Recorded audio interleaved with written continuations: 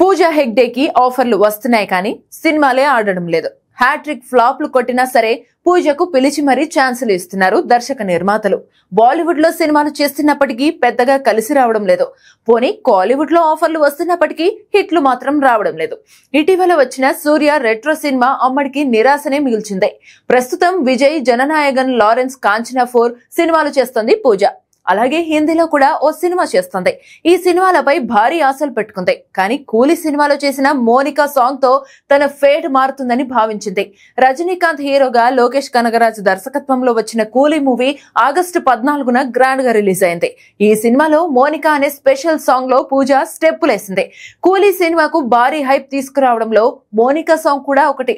Release కు ముందే ఈ పాటతో సెన్సేషన్ క్రియేట్ చేశాడు అనిరుద్. పూజ స్టెప్పులకు సోషల్ మీడియా షేక్ అయిపోయింది. కానీ తీరా సినిమాలో చూస్తే మాత్రం ఈ పాట ఎప్పుడు వచ్చిందో ఎప్పుడు పోయిందో అనేది కూడా తెలియకుండా ఉంటుంది. ఈ సాంగ్ పిక్చరైజేషన్ కూడా ఆకట్టుకునేలా లేదు. అసలు సాంగ్ ప్లేస్మెంటే సరిగ్గా లేదు. పైగా సినిమాకు మిక్స్డ్ టాక్ వచ్చింది. ఇది కూడా మోనికను హైలైట్ కాకుండా చేసింది. అసలే పూజకు బ్యాడ్ టైం నడుస్తుంది. ఇప్పుడు కూలీ కూడా కాపాడలేకపోయిందనే చెప్పాలి.